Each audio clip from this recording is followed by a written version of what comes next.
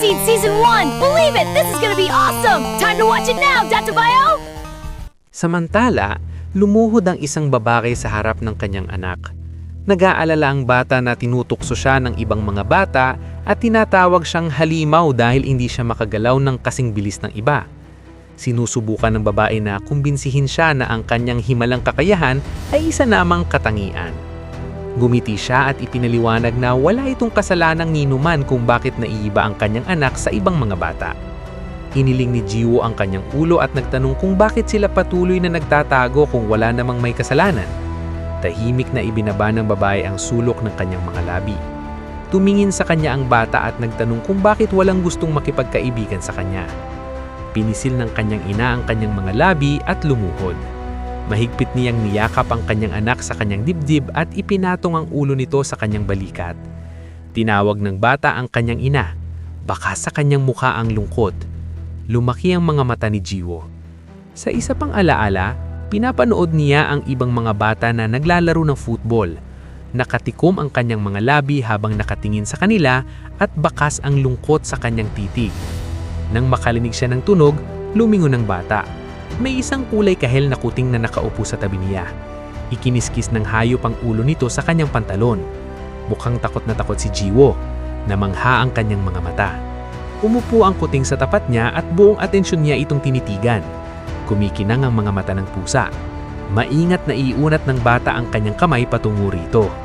Biglang lumapit ang kuting at inamoy siya. Sa susunod na sandali, ipinasok ng hayop ang ulo nito sa ilalim ng kanyang kamay. Namula si Jiwo sa tuwa at ngumiti habang hinahaplos ang kuting. Masayang iwinasiwas ng hayop ang buntot nito. Habang nakahiga sa mesa, biglang nagmulat ng mga mata ang bata nang may malakas na tumawag sa kanya. Lahat ng kaklase niya ay nakatingin sa kanya. Tinanong ng guro kung talagang nakatulog siya sa klase. Itinaas ng estudyante ang kanyang mga kilay sa pagkalito. Binilhan siya ng guro ng hindi nasisiyahang tingin at sinabing sinubukan niyang tanggapin ang kakaibang ugali ng bata. Ngulit natulog ito sa lahat ng klase kahapon at ngayon. Tumingala si Jiwo at nagtanong kung tapos na ba ang mga klase. Sinabi ng guro na katunog lang ng kampana ng paaralan. Nakabuka ang bibig, nag-aalalang tinanong siya ng guro kung okay lang ba siya at kung may problema ba siyang gustong ibahagi. Tumingin sa labas ng bintana ang bata at napagtantong tapos na ang klase. Bigla siyang tumayo mula sa kanyang upuan at sumigaw na kailangan na niyang umalis kaagad. Nagulat ang guro at ang kanyang mga kaklase habang pinapanong siyang umalis.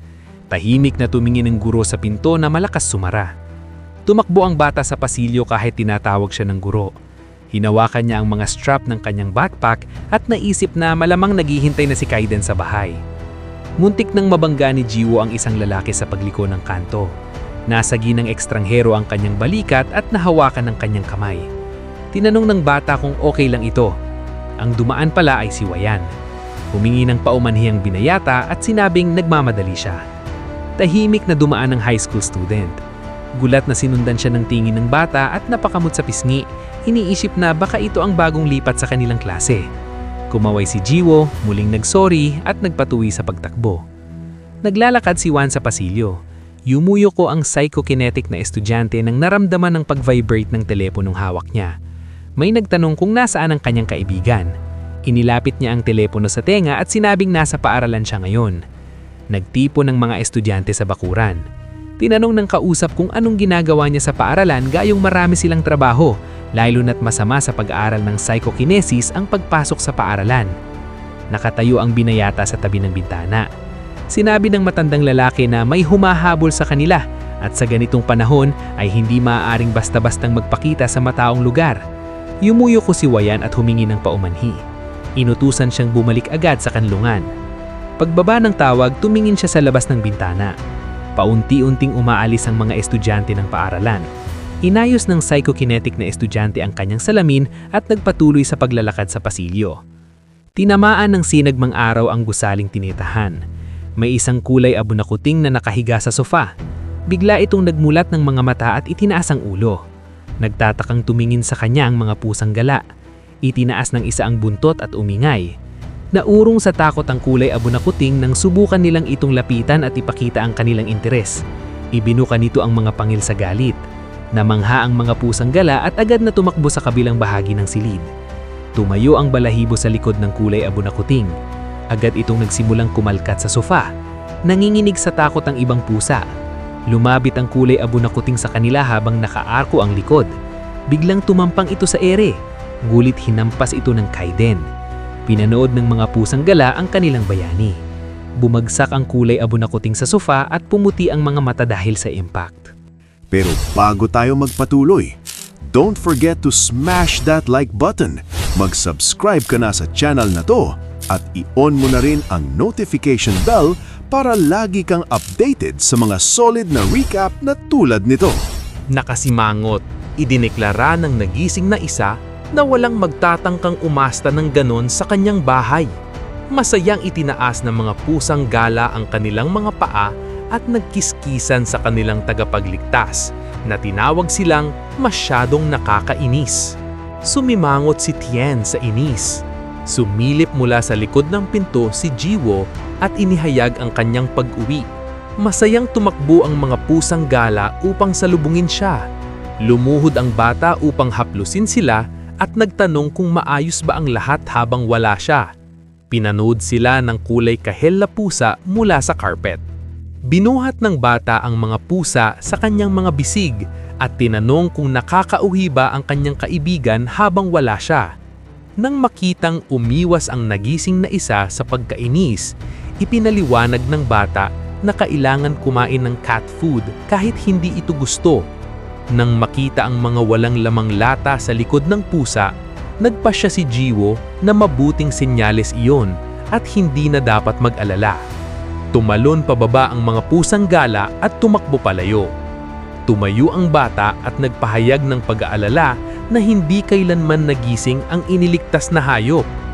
Biglang naging mas seryoso ang lahat kesa sa inaakala. Hinaplos ng binata ang pusa na hindi pa rin nagkakaroon ng malay. Pinaningkit ni Kaiden ang kanyang mga mata at umiwas ng tingin. Sinabi niyang nagising na kamakailan ang pusa. Nanlaki ang mga mata ni Jiwo at nagtanong kung kailan ito nangyari. Sumagot ang nagising na isa na kamakailan lamang. Yumuko ang estudyante at natuwa sa balitang iyon dahil akala niya'y baka hindi na ito magising. Ipinihit ni Jiwo ang kanyang mga mata at nakaramdam ng ginhawa na nagigising na ang pusang iniligtas kahit panandalian. Sumimangot si Kaiden at sinabi na ang kaibigan niya ang may-ari ng iba pang mga pusa. Kinumpirma ng bata na nakatira ang mga ito sa kalye. Tumingin-tingin ang nagising na isa at nagtanong kung bakit napakaraming cat food sa bahay kung wala naman talagang tahanan ang mga hayop na ito. Sinabi ng bata na madidismaya ang kanyang kaibigan kapag narinig ang sagot. Tumingin-tingin ang pulang pusa at humingi ng panintulot na magpasya para sa sarili. Ngumiti ang bata at agad na umalis. Tahimik na umiwas ng tingin ang tabi na pusa. Sinabi ng estudyante na noong bata siya, wala siyang kaibigan dahil sa kanyang kakayahan. Madalas lumipat ang kanyang pamilya at kinailangan niyang umiwas sa ibang mga bata dahil maaaring biglang magpakita ang kanyang kakayahan. Dahil dito, linamon siya ng matinding kalungkutan. Pinanood ng itim na pusa ang kanyang kasama na napapalibutan ng mga hayop. Ipinaliwanag ni Jiwo na kaya ang una niyang kaibigan ay isang pusang gala na laging nasa tabi niya. Humiga ang tabi na pusa sa kanyang balikat. Ikinuwento ng bata na bigla na lamang nawala ang kanyang kaibigan at kinailangan nilang muling lumipat kaya wala ng oras para hanapin ito.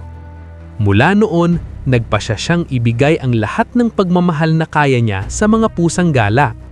Nakahiga ang kulay abong pusa sa sofa. Bumili ang bata ng pagkain, treats at mga laruan. Gusto niyang ialagaan ng mga pusang ito kahit hindi niya kayang alagaan ang lahat ng hayop sa mundo. Malawak ang ngiti ng estudyante nang tinanong niya kung mukhang hangal ang kanyang kwento. Tahimik na tumingin si Kaiden sa paligid at kinumpirma na oo, parang walang kwentang bagay lamang iyon. Inunat ni Jiwo ang kanyang mga braso pataas at nagpahayag ng pagnanais na matulog dahil sa matinding pagkapagod. Sinabi ng pulang pusa na hindi ito nakakagulat dahil ginamit ang kanyang kakayahan ng walang paghahanda at hindi siya nagpahinga niyang maayos. Sumandal ang bata sa likod ng sofa at nagtanong kung iyon nga ba ang dahilan ng kanyang pagkapagod. Bumagsak siya sa sahig, muling nagunat at nagpa siyang umidlip.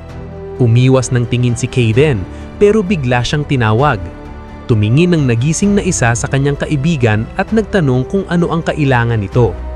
Ipinahayag ng binata ang kanyang tuwa na naroon pa rin ang pusa. Ngumiti ang bata at hiniling na mangako ito na mananatili roon hanggang sa gumaling siya. Tumingin si Kaden mula sa ilalim ng kanyang mga kilay at umiwas ng tingin. Sinabi ng kulay kahil na pusa sa kanyang kaibigan na matulog na lamang siya. Ipinihit ni Jiwo ang kanyang mga mata at binati ito ng magandang gabi. Tumalon sa sofa ang nagising na isa at lumingon. Nakatulog si Jiwo na papalibutan ng kanyang mga alagang pusa. Thank you for watching, mga ka-enemies!